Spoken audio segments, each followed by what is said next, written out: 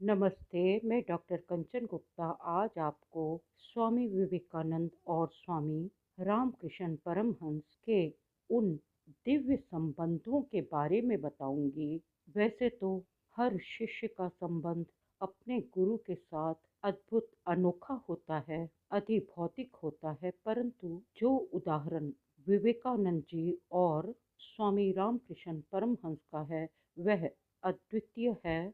जब विवेकानंद जी नरेंद्र नाथ दत्त नरेन के नाम से जाने जाते थे, तब उनके मित्र सहयोगी कहते थे कि एक पगला बाबा हैं, वो बहुत सिद्ध हैं। परंतु नरेंद्र नाथ इन बातों में अधिक विश्वास नहीं करते थे। उनके मित्र उन्हें अपने अद्भुत अनुभव बताते थे, परंतु विवेकानंद नरेंद्र नाथ जी ये कहते थे कि वो कोई छोटा मोटा जादू करने वाला जादूगर मैजिशियन होगा।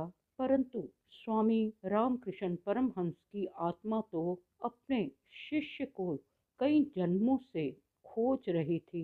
जब रामकृष्ण परमहंस जी ने पहली बार विवेकानंद जी को अपने मित्र के घर में गाते हुए देखा, तो उनकी आत्मा ने कहा कि यही नरेन तुम्हारा आत्मिक आध्यात्मिक अधिभौतिक शिष्य है। एक रोज अपने सहपाठियों के कहने से मित्रों के साथ नरेंद्र नाथ विवेकानंद जी स्वामी रामकृष्ण परमहंस के घर के दरवाजे पे गए, परंतु बाहर ही रुके रहे। अपनी आत्मिक शक्ति से स्वामी रामकृष्ण परमहंस को मालूम हो चुका था कि नरेंद्र नाथ आया है।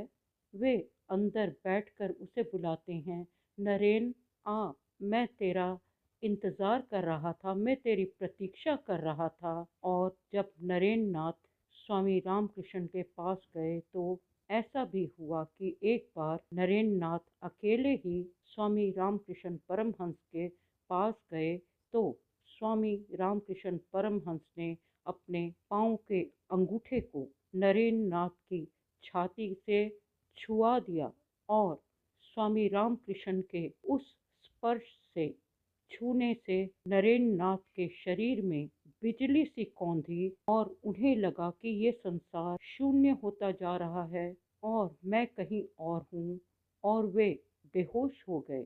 होश में आने पर वो बहुत डरे हुए थे और बहुत रोए। होश में आकर उन्होंने स्वामी रामकृष्ण परमहंस से पूछा कि आपने मुझ पर क्या जादू किया है, मुझे जाने दें, मेरे भाई बहन माँ हैं। तो रामकृष्ण